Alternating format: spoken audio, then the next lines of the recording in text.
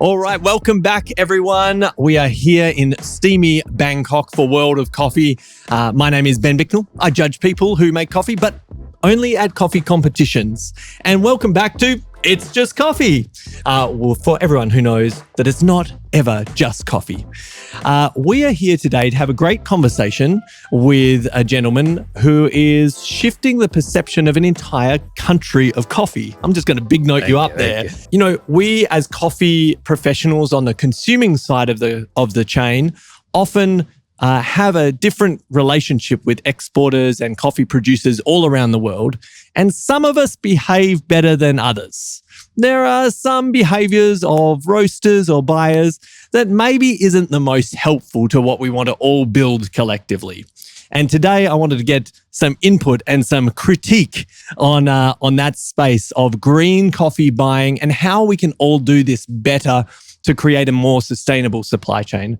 So I'm very excited to welcome along my good friend here, Kenneth, who is the founder and managing director of Mountain Harvest Coffee.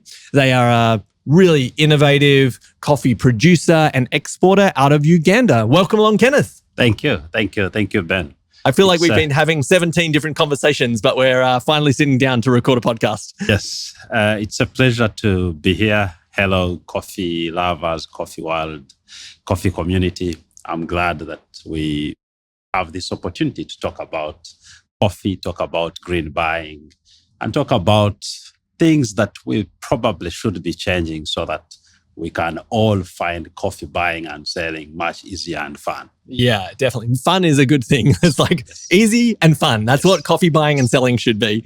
So maybe let's start with a little bit of background on Ugandan coffee and the country itself, because while a lot of people have heard about it, sometimes it's a bit patchy of what people understand about the country. So can you tell us what is the landscape of coffee production in Uganda? Just a quick overview. Okay, sure. So first of all, Mountain Harvest works only in Arabica, specialty Arabicas in Uganda. We work with the communities that live on the mountains, a number of mountains. Work with 3,000 smallholder farmers whom we support to diversify income, pay a better price, basically link the prices that we give them to the cost of production, and also provide access to microloans for them to be able to invest in their gardens. Now, going back to Uganda, Uganda produces a lot of coffee. A lot. About 8 million bags now of coffee. 85% of this coffee is Robusta. Okay. And that's why the world thinks Uganda is a producer of Robusta. But when you think about 15% of 8 million bags, it's a lot of coffee. Next to Ethiopia. Because in Africa, it's only Ethiopia that produces more Arabica than us. Hey. There are so many countries that produce a little bit of Arabica, but because they produce 100% Arabica, they are known for it. Arabica. Okay. But our 15% of 8 million bags, it's a lot of coffee. Coffee in Uganda is processed at smallholder farms. Okay. So we have barely no central washing stations, unlike other origins in the region. So coffee is processed either as parchment form or dried nachos. That's why aggregators buy. The sector is supported by groups of middlemen and middlewomen who are aggregators. They finance and facilitate the sector. It's that group that brings parchment or into green, and that exporter meets the green after it has gone through a number of hands. That's most cases, it challenges consistency. It's not because people in Uganda don't care about consistency. It's just because of the way the sector. Lots of smallholder farmers, it's hard to maintain any one approach. We export most of the coffee, about 60% to Europe, and then some now to Asia, a little bit to the United States and UK. And the different producing regions of Uganda, there are kind of some that are Robusta focused and some that are Arabica specialized, correct? So our Robustas are like any other Robusta lowland coffees. They're in almost the entire country apart from the mountains. Then for the Arabicas, we have 4 major regions. Mount Elgon on the east, it borders Kenya. Mount Rwenzori on the west borders DRC, Democratic Republic of Congo. Kigezi and Kisoro in the south, bordering Rwanda and DRC, and then a small origin up north in West Nile called Nebizombo, which is close to DRC. Okay. Those are the 4 major origins. We have an aging farmer. Oh, the average age of a Ugandan farmer coffee is 63? Farmer is 63. We have an aging coffee tree. Coffee trees in Uganda are about 40 to 50 years old. Still younger than the farmer. But our population is young. Yes, okay. More than 50% of our population is below the age of 17. Wait, what? Yes. So we have the average age of the farmer is 63.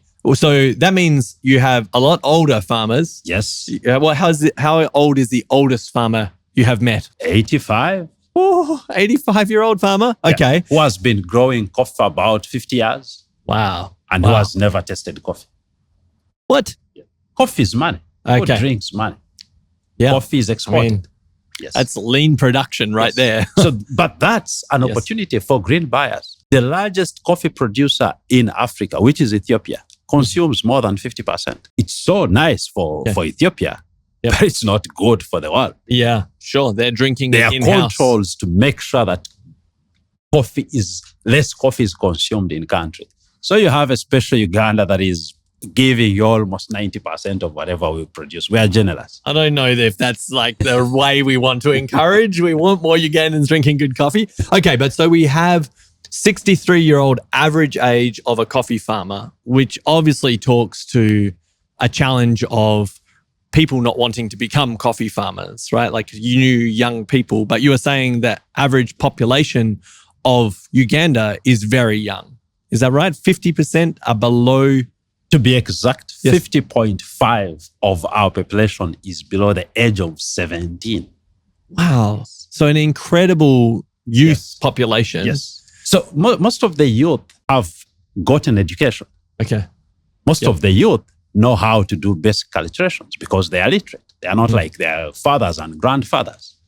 And they realize coffee farming is not profitable. Who wants to be in a business that is not profitable? Yeah, and that's a story that's happening globally, I think, as well, is that a lot of coffee farmers, the new generation is saying, well, why would I want to be a coffee farmer? Where's the value in this? Because every time they tell you that you're not paying me well, you're still referring to some crazy commodity exchange in New York or London, that this is the price. Mm-hmm. But the guy knows how much he's investing to produce his coffee or her coffee. Yep. It's like, okay, if you're not willing to allow me to be profitable, I can't grow vegetables. I can't go in a city and work in a factory. Yeah. Yeah. So I think it's one of the reasons. There are other reasons because the aging farmer have run businesses that are not profitable for so many years. Mm-hmm. So they only have limited resources and they don't want to let go the small piece of land that they have. You're talking about average acreage of 2 acres for a farmer in Uganda. Yes. Oh, okay. So 2 acres. And what would the general yearly production of that amount of coffee be? So for the Arabicas, the average is 0.4 kilograms of green per tree. An acre has about 660. You're talking about 600 kilograms a year. 600 kilograms of year per farmer. For a family of an average of 5. Yeah. And you can do the maths on that. That's the green coffee. You can look at prices, average FOB prices. Go and look at the specialty coffee transaction guide. See what is actually being purchased for specialty. That is not much money for an entire year for a family. That's not enough. Okay, so this is the landscape of Uganda. We've got actually a significant amount of Arabica coffee being produced across around 4 major regions. It sounds like 4 or 5 major regions. And a big gap here on kind of youth coming in to support the ongoing production of coffee. And so you're doing quite a few different things to approach that and try and provide a pathway and a business model that supports kind of a stronger production future. Is that right? Can you kind of tell us what you think the solutions there that you're putting in place are? First of all, I start from a point where I am convinced that the only sustainable way to run a business and make money is if everyone around you is making money. I start with the key stakeholders. The farmer who supplies the coffee, the people that I work with in the company, and the next person I sell the coffee. Mm-hmm. So the roaster or the importer. The importer. Yep. If one of us is not profitable, all of us are in trouble. So we pray that the one who is not profitable is not the farmer or the roaster. Yeah. Yes, Yeah. because the middle you can or the survive a customer. little bit. Yeah. But if there is no coffee, or if you have nowhere to sell the coffee, then you're in trouble. So we have invested in services that help the farmer become more profitable without the need of expanding the acreage, because that's not an opportunity. There is limited land. So we have invested in income diversification into macadamia, legumes, rabbits, beekeeping, cows, avocado. Okay. We pick every product because of 3 reasons. The first one, it gives the farmer more money. The second, it gives us more coffee. The third, it gives us better quality of coffee. Mm-hmm. So when you pick macadamia and avocado, you're supporting an agroforestry system, which is good for the coffee. Coffee grown under shade is better quality coffee. But it also gives more money to the farmer because they sell the fruits, the nuts. And it also supports better soils, which help on the quality and volume of the coffee. Mm-hmm. Same with the legumes, fixing nitrogen. Same with the rabbits, giving us nutritious waste that we apply for organic manure. Then we also finance microloans. We provide microloans to the farmers. Mm-hmm. The farmer has never had a bank account. The banks don't want to lend them money because there is no transactional history. Mm-hmm. So Mountain Harvest is trying to build transactional history. By the way, we started this after trying to convince banks and signing agreements for 3 years. Then it didn't work out. However much, however many agreements we signed, no one gave them money. So now we provide them financial literacy training and micro loans. Then we do train them in quality management. As I mentioned at the beginning, most of Uganda's coffee is processed at the farm. So for you to be able to provide consistent coffee quality, then you have to make sure that the farmer, all the 3,000 farmers that we work with, are going to bring a washed coffee that we bulk together and supply every year and is consistent. For you to be able to do that, you need all the farmers to pulp in their homes in the same way, dry in the same way, up to the same moisture content. So it is hard work. That sounds difficult. And that's why I always get surprised when people say there is a global price. What Uganda goes through, it's unique. Yes. It's unique from what Colombia is going through, Ethiopia, Kenya, Rwanda, Brazil. So for you to assume that there is a global price when you know that the cost of production, the conditions of production are different, it just doesn't make sense. Yes. I completely understand that. It's kind of like you can look at it from the cafe and roastery side as well. Imagine saying to a coffee roaster, there is one price that you can sell your coffee for at wholesale. And they're like, but my rent here in Melbourne. Maybe we should do that. Maybe we should have one global price. A cup of coffee, a cup of... a bag of roasted coffee. That's it. This is it. I think this is Kenneth's hot take right now is like, we want to introduce a global, see how you like that. Yeah. Okay. So that's kind of the pathway there to addressing it. One of the things that interests me though, as a business owner for you, because I think there are other roasters and other business owners listening, and a lot of people in the specialty industry, I think generally have a good heart and a good intent, right? They want to do the right thing by people, but sometimes those good intentions have costs, or at least they take a lot of effort. And you've just explained what you are doing for your suppliers that I imagine takes a lot of effort, a lot of time and resources, a lot of cost for you as a business owner. What would be some of your recommendations or the way to think about it if there's a business owner out there who wants to look after their suppliers? How do you frame that is not just about heart, but also good business sense? Does that make sense? It makes sense. So, one, it is necessary. You're a business owner, you have a roastery or a green coffee importing business. It is necessary that you're supporting the other part of the chain next to you. I always say that it should be easy for all of us to understand that the chain is as strong as the individual parts. But then where it gets complicated, like you said, who pays for it? In most cases, we take all the burden. And that's where we fail. So when I started Mountain Harvest, the first realization that I had, that I accepted, was I am not going to be the one to take the burden alone, because if I do, I will fail. So what I'm working on is building evidence to convince the other part of the chain. Okay. So I am going to do what is right, where I have agents on the side of the farmer. I will make sure I pay the farmer above the cost of production so that they are in business. I will generate evidence and convince the next person, who is my buyer, who is the importer or roaster, and say, I understand there is a C market price, but it does not relate to me. I have this cost of production, and this is the evidence to convince you. So what I encourage now the roaster is to use their own data in their business to prove to the next person that this is how I'm paying, and it is necessary. It's not negotiable. I have to pay Kenneth a price that makes him profitable. So use that now to convince the next person.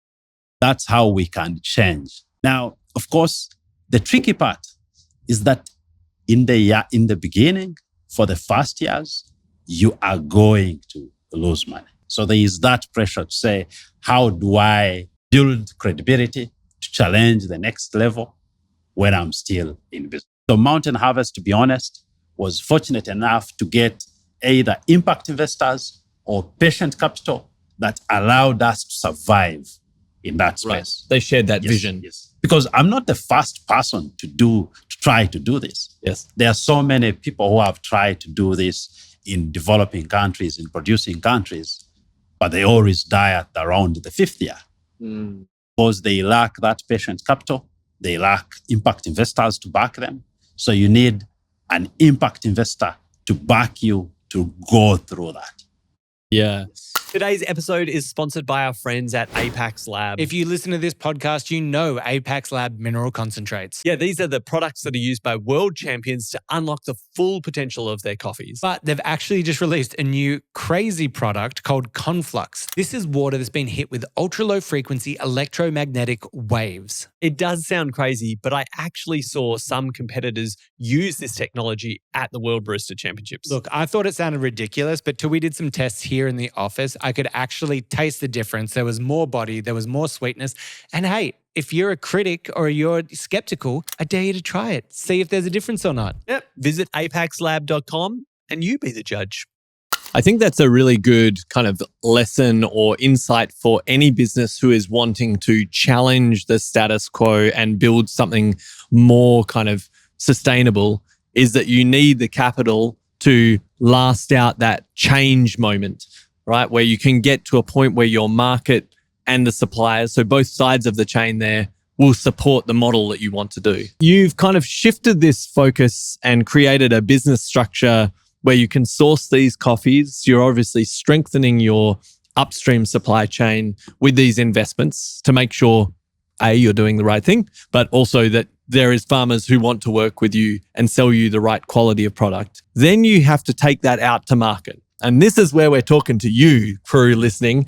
So you are interacting with green buyers and importers. So whether they work with a roaster independently or they work for a larger importer representing a country. And those interactions are all very different. I imagine they've been unique over the course of Mountain Harvest life cycle. How long has Mountain Harvest been around now? We started in 2017. So next year we make 10 years. Okay. Yeah. So you're hitting the decade, and I'm sure you've had lots of different interactions there. What have been some of the best experiences you've had with green buyers? The best experiences with green buyers have been those where green buyers told me what they don't like, told me what they like. There is an assumption that producers, we do not know how to take and use feedback, which is a wrong assumption.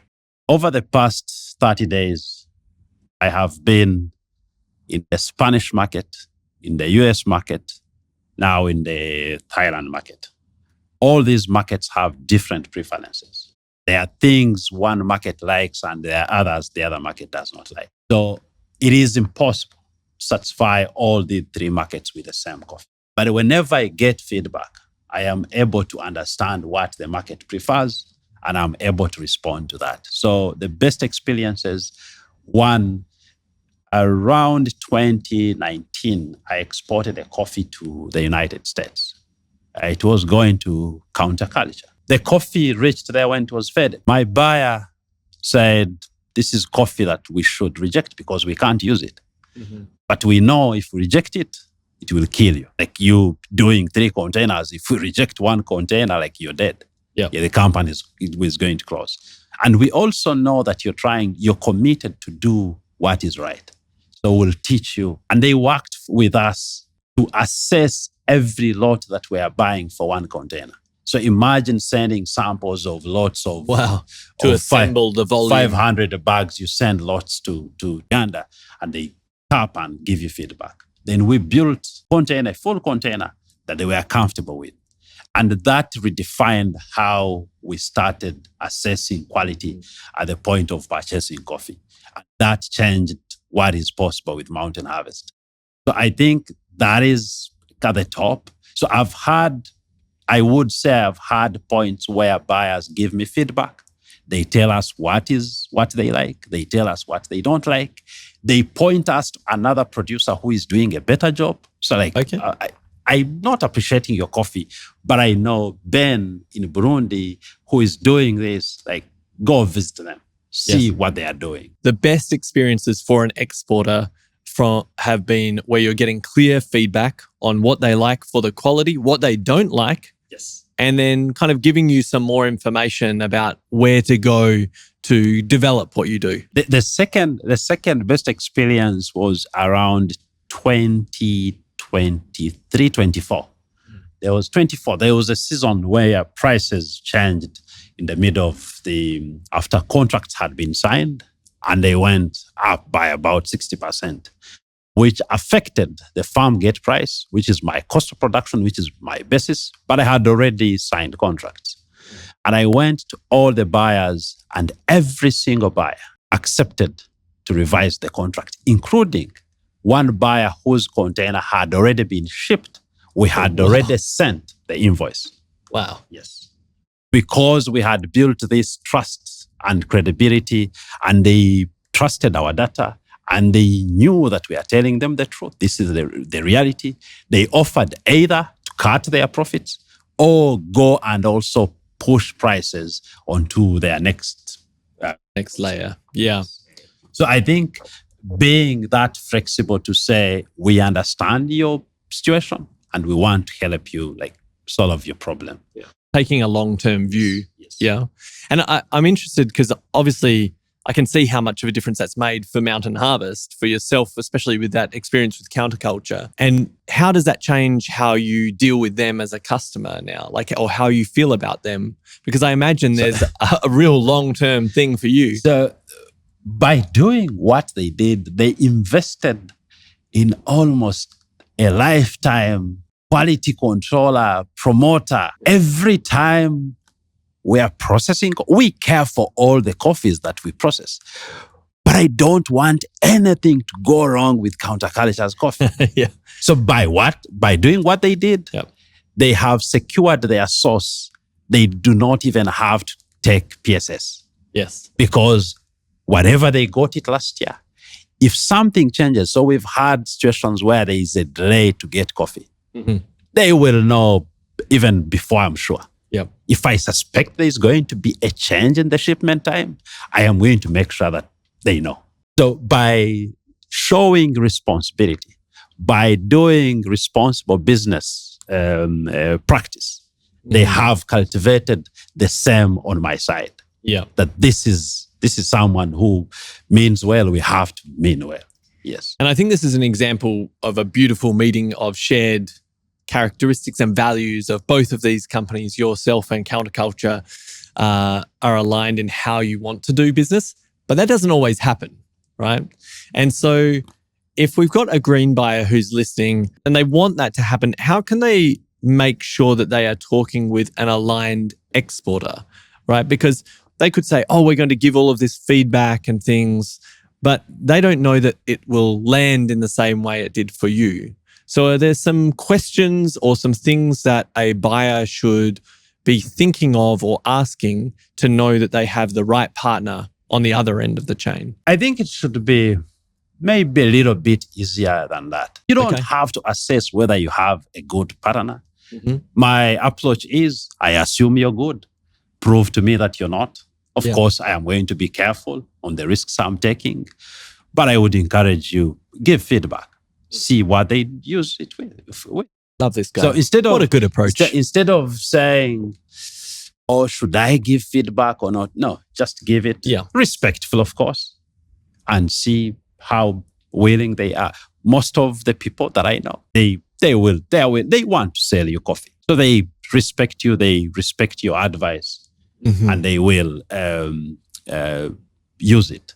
Of course, what I would encourage you to do, not to do, there are some funky trends that come in. And we also don't want you to come every day saying, oh, there is now this. If you want me to do it, if you want me to co-ferment, then commit to buy whatever results I get. Yes. So that's where I say you have to be careful. Sure. Because there are green buyers who will come and they want something crazy. Use it because you took their word. And then they're not there to buy it, or it did not come out the way they wanted, and no one else cares about it. Yeah. Yes. And then you have that risk there for yourself. There are so many people who have asked me about Arabica in Uganda. I'm like, yeah, it's there, but do you buy it? Yeah. How much will you buy? Yep. You want me to plant 10 acres? How much will you buy for how many for years? the next years? Yeah, exactly. And so I know you have talked with a lot of other exporters around the world, in Uganda and further afield. What are some of the common complaints you hear from them about what green buyers do wrong? What is some advice for the green buyers out there that they should avoid doing? So the common complaints that I get is that green buyers compare origins. So someone says, but I pay this price for this origin, when they are referring to another origin. Everyone I speak to, my colleagues, we think that's disrespectful. Yeah, you like that origin, that is okay. You compare the quality and say, maybe you could improve here. Ethiopia is better than you in this case, if indeed it is in the cup. But to tell me that, oh, you have the same quality, but this origin, I pay this, why do you want me to pay this? That's disrespectful. Yeah. So avoid kind of comparing origin to origin with price for sure. And what other activities do they do? The other activities that I find people complain about, we love visitors. In many cases, a green buyer says, oh, I want to visit you. And we take that visit seriously. But there are green buyers who come, you spend resources, you spend a week, and they were just on a fact-finding mission. We know that you want to visit and understand and make decisions, but we think it would be helpful if you made it very clear so that it's hard for me to ask you, but are you going to buy my coffee? Because I want to host you. But if you said, I'm looking at 3 origins, I'm visiting 3 origins to decide, then I know what I'm going to. So in most cases, when a green buyer says, I would like to visit you, we make assumption there's going to be a sale. They're looking to buy. And we put in a lot of time and resources. Yes. Yeah. Then the last one, this one should have been the first one. So you ask for a sample. I send you a sample. If I use the example of Mountain Harvest, when you ask for a sample, we are going to put in at least 4 hours. The warehouse, picking the coffee, preparing the coffee, sending it to the city. Sometimes someone goes to the city to make sure that we put it, we send it by courier. You receive it. Thing number 1, you don't even cap it. But you agreed, you asked me for it. Yeah. Thing number 2, you cap it and you don't give me any feedback. Or you make the feedback like, the coffee wasn't what I was looking for. I think if you have no time, tap the coffee. Be bold enough and respectful enough to say, no, I'm not ready to tap any Ugandan coffee. Don't waste your money. Like, let's revisit this next year. You accept to receive it because of what I've put in. Also put in your time and give me feedback. You don't have to say, I will buy the coffee or I like this coffee. but you give me feedback that helps me give you a better coffee maybe then. And of course, it also goes to producers. I've been at events where producers carry bags of green coffee. And I always tell them, the buyer who has come to this event has 23 kilograms, the same way you do have. For the freight going back home. For the flight going back home. So if they are to decide between their shoes and your coffee in the room, what stay behind, chances are it's going to be your coffee. It'll be, So I always advised my fellow producers, use the event to make the connection, follow up after the event, and ask if the buyer would like to receive your coffee. Yes. If they would like to receive the sample, send it to them. Yeah. Ask them how much they would like to, so that and samples cost money. So send as little as the buyer is willing to use. That's another ask to the buyers. Mm-hmm. Don't ask me for 3 kilograms unless you've already liked the coffee and you want to use the 3 kilograms to promote it. So we've got, don't compare origin to origin pricing. It isn't helpful. We've got making sure you provide feedback and tell people what you want. We've got, if you are doing a trip to origin and you are traveling and visiting a producer, make sure you set the expectations. What are you doing there? Do you just checking out the scene, or are you actively looking for coffees that you want to buy that season? And lastly, if you are getting samples, be respectful of them, right? The time and the cost, and at a minimum, roast them, cup them, and give response. Great. I think not so much to ask. Yeah, it's not so much to ask. And it all kind of supports our own learning. I think, even for myself, if I just taste a coffee and I'm enjoying it, it's all good. But if I'm forced to explain my experience to someone, and this is whether you're a barista, a cafe owner, a roaster, if you have the accountability to explain the experience, suddenly you're like, oh, I really have to pay attention. Why don't I like this? Why do I like this? And you actually learn and build your own skills, right? And you're able to also teach the other person to understand your preferences, to understand what you don't like. Yes. So when you don't think about it, you will know this coffee, I don't like it. It will not change next year. It will be the same coffee because you never told me what should change. Yeah. Okay, so we've got some tips there for how to be a better green buyer. How do you think that people should plan out their purchasing and procurement season? And maybe we should need to explain, how does it normally work? Okay, so let me take an example of Uganda. The season for Mount Elgon starts around September. Okay. So September, we are buying coffee. Ripe cherries. Cherry parchment starts coming in early October. And by December, we have enough to ship a container. By that time, we've bought a number of coffee to be able to get to a container of Ben likes this blend. Mm-hmm. So by the time we export one container, we probably have inventory for 3 containers in volume. The specialty buyer wants to buy coffee that they have tested. So which means I have to buy coffee on speculation. Buy it, hold it, and it's not until it's ready. Send you a sample. Wait for my response. Then wait for your response. Or that time, I'm incurring financial costs. Mm. Then I start preparing to ship for you. First year, second year, I expect it. I'm trying to show you what I can produce. But if you bought a coffee in the first year, and in the second year it was, now the third year it's the same coffee, I think there is an opportunity to make our businesses more efficient, to say now, I can plan for the next year. Mm-hmm. Next year, I plan to buy 150 bags of this coffee. If you have the 150 bags, this same quality, I am going to buy it. That helps with my financing, uses the cost of finance. It makes me more efficient. The more efficient I become, the cheaper my coffee is. And that allows you as the green buyer. But you allow me to take all these risks and uncertainties that keep my prices high because the bank looks at me as risky. They ask me, do you have a contract? No, I do not have a contract.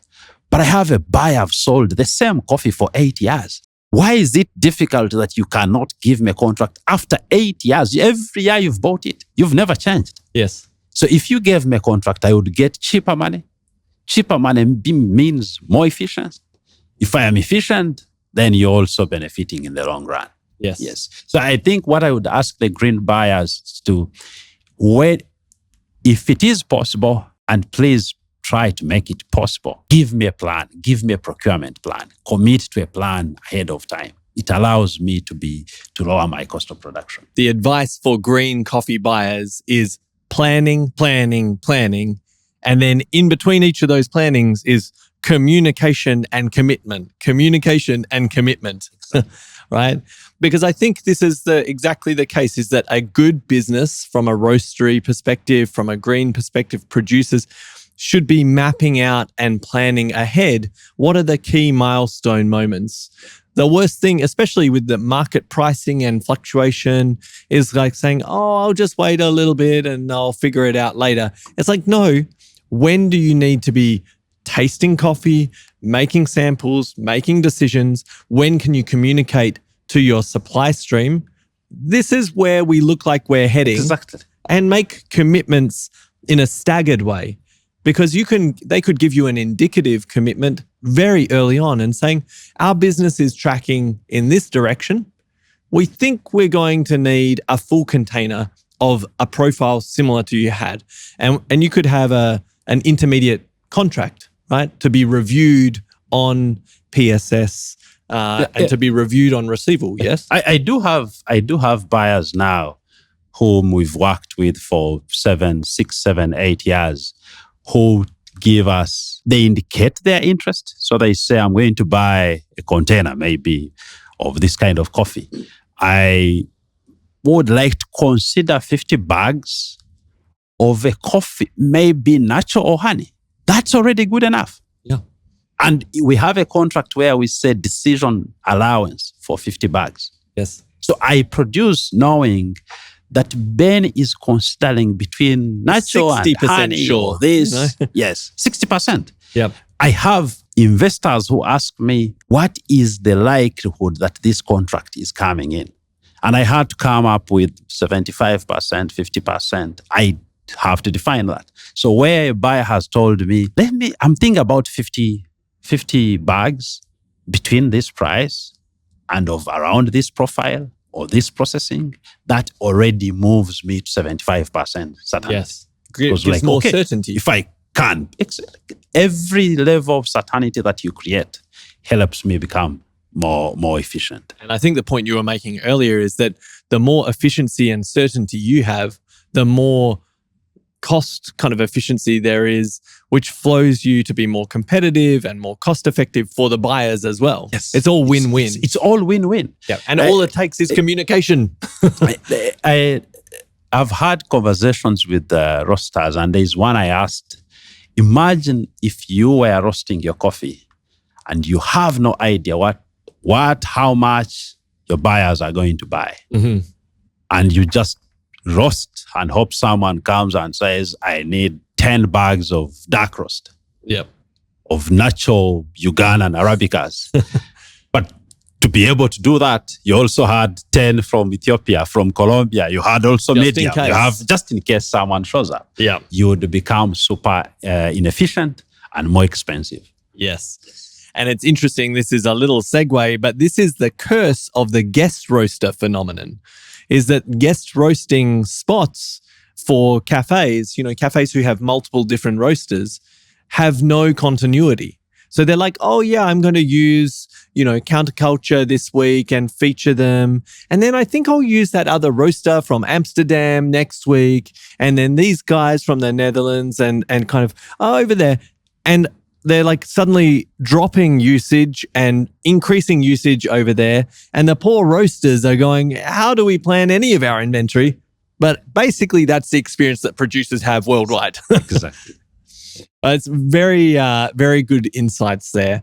And I think some good tips for us all in terms of preparing your buying practices. I guess the question might come from some of the smaller roasters or the buyers who maybe don't have as much contractual kind of ability, or they don't know how to kind of commit, is how will they tell you about what they're wanting? Like, how do you help work with smaller roasters who are just starting out? Mountain Harvest looks at we look at ourselves as a service provider. So when you come and give me your level of certainty and say, I'm a small roaster who needs 3 bags somewhere in Eastern Europe, my job is to help you figure out how to get those 3 bags. So we work with importers who are able to understand that. To say, we did in the first years, we used to do a container. We would import a container into the US to just help roasters like that. Because we believed if you facilitate your success, then we also benefit. We are investing in the future. So there are roasters who are taking 5 bags who are now taking 50, 100 bags because we've supported their first years. So in the US, we are importing. We would pay an importer to take the container to the US. We will buy it back. We will sell to the roasters. Now we are fortunate to work with importers who are able to do that aggregation and do the service.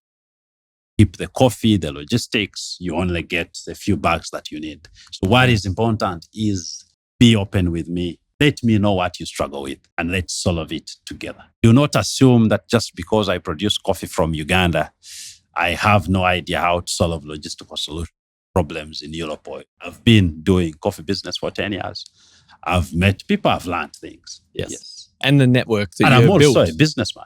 Yeah. Like I know I struggle with so many things. So whereas you might be working in a big city in Europe or UK or US or Asia, and you think these are problems a producer might not.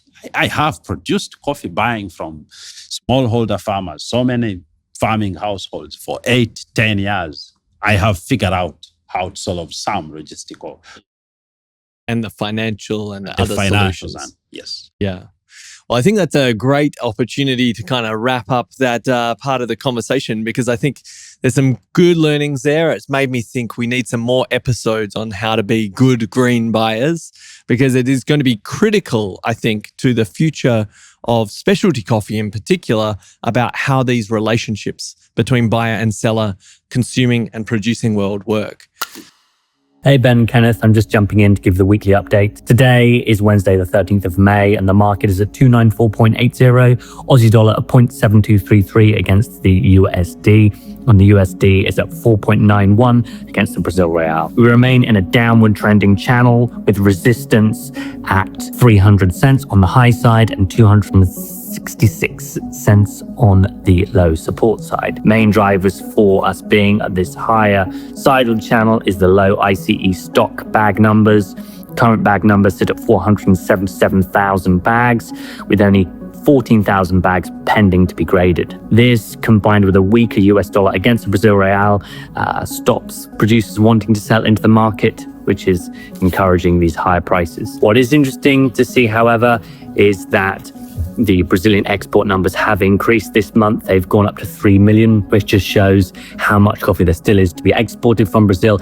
And we've got the new crop coming online, which medium to long term will hopefully give a bit of bearish momentum onto the market. Another interesting factor is that we are seeing, for the first time in a while, negative differentials coming out of Brazil, particularly for the mid-2027 crop. This indicates that there is a large crop ahead of us. My advice, if I were to give it, as always, is to take that risk off the table, perhaps using this opportunity between now and September, which is likely to be the window to lock in your best differentials. Use that opportunity to make some on-call business and lock in futures and FX at a later date when it's more favorable. And that's it from me. Back to you, gents. Okay, we've talked about how you can be a better green buyer. Now, we're getting to the end of the segment here, Kenneth. I think it's time for a little extra hot take. What have you got to say on this? Thank you. There cannot be a global price where there is no global cost of production. Okay, that makes sense. So global price being this New York C? Yes, New York C, a price that is set by people who think there's going to be more coffee or no coffee. Just globally, in general. Yeah. I understand sometimes they just think, for example, there is a war in some part of the world that might affect the roots. Then that the smart people will project there is going to be less coffee. Yeah. And if there is less coffee, we pay everyone more money. Or they opened that route last night. There's going to be, in the coming season, there's going to be more coffee. Let's reduce the price.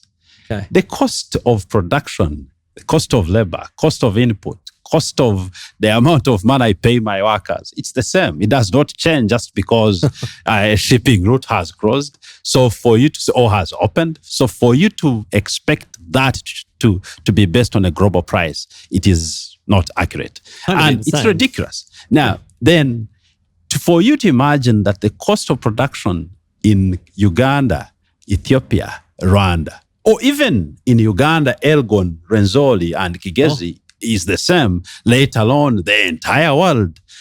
Because I believe that's why we have a global price. Because the assumption is everyone is producing at the same cost.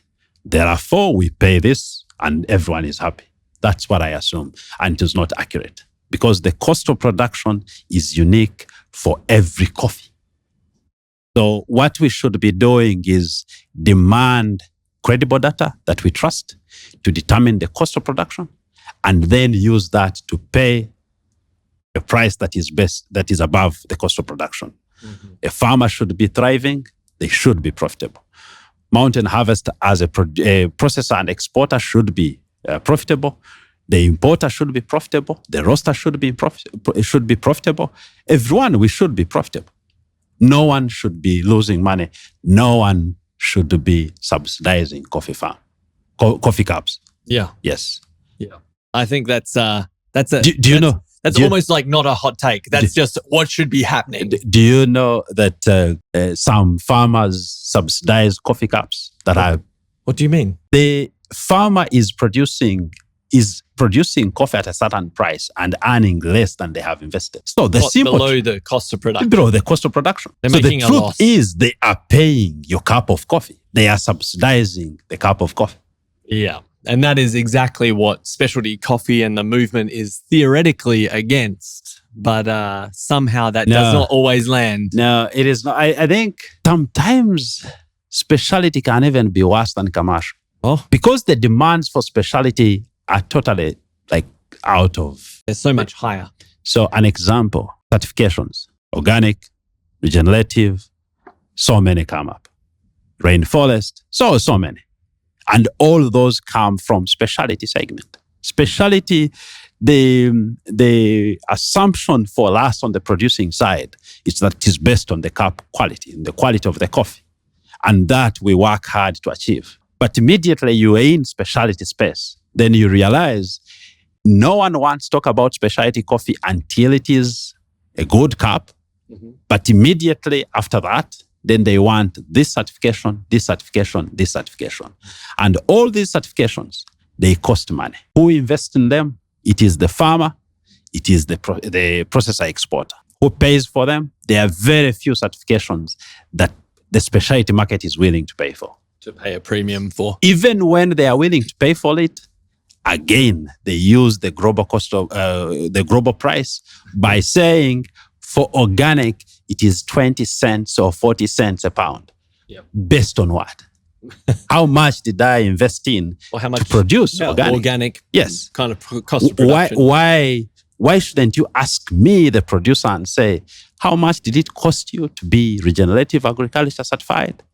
Oh, it is 50 cents. Then give me the 50 cents. Yes. I feel like there were about 3 hot takes in that one, which I love. I love that one. I think I have a hot take to share as well. My hot take is the days of coffee buyers treating the supply chain like it's interchangeable is limited. Right? We are entering into an era where consumption is growing, production is staying the same or certainly not growing at the same rate, and is being challenged by climate change, youth kind of migration, all kinds of pressures there on production versus consumption. And for a green buyer to say, oh, you know what? The prices in Uganda have gone up a bit. This year, I'm just going to go over to Nicaragua and buy there. Or, things are maybe not happening quite well. I'm just going to shift my supply chain to an entirely different relationship or an origin. That flexibility is going to change because people are hunting for this coffee. Yeah. The competition for it is increasing. And if you don't have relationships like the one you mentioned with counterculture, where your supply chain is aligned, but also trustworthy, reliable on both sides, and you want to work with them, then if you're a coffee roaster and suddenly you're shopping around and going, I can't find anyone who is available, and the stuff that is available is really expensive, that's going to be a big problem. Yeah, that makes sense. We started with us now doing 13, 16 containers a year. Mm-hmm. It's not going to be more than one container that you can just show up and access. Yeah, exactly. I want to know who wants to take it before we produce it. And you want to find the right people to partner with because, again, that risk reduction, that reliability, efficiency, all of those things are from long-term relationships. Yeah. That's great. Well, I'm glad you agree with me. So one last thing here. Is there anyone out there that you would like to give a shout out to or share some love with? I don't think it's one. I think I have three. Okay. One is Katie at Counterculture. Oh, a legend. We had her on the podcast as well. Okay. She believed in us. She taught us. We are where we are because of her. The other one is Chari at Royal Coffee. He has promoted us. He saw the potential and promoted us. He has not bought a lot of coffee from us, but he has made things possible. The other one, it's an institution. It's Ground Up Investing, who backed us from the beginning. Ground Up Investing is the investing arm of Chorus International. Okay. So they made things like possible. Then, there's Root Capital. Root Capital believed in us when we were loss making. Those guys are great. Patient Capital. They gave us they gave us loans to finance business when we are loss making. So they believed in the idea. Now we are profitable. No issues with them. So thank you guys. Well, a big shout out to those incredible supporters of Mountain Harvest. I can vouch that the result here, where we've been tasting your coffee and seeing it happen in Bangkok here for World of Coffee and rave reviews. So it was all worth it. Thanks to the supporters and all of the hard work of your team. Yeah. Well, thanks so much, Kenneth, for sharing all of that insight. It was great to talk to you. Thank you. Yeah, and thanks everyone for listening to another episode. If you have any questions or ideas about who we should have coming up on the podcast or topics you want us to tackle, then drop us an email at hello@itsjustcoffeepod.com or drop us a direct message on Instagram at It's Just Coffee Podcast. I think I've got those correct, but otherwise just Google those. And until next time, enjoy. See you later.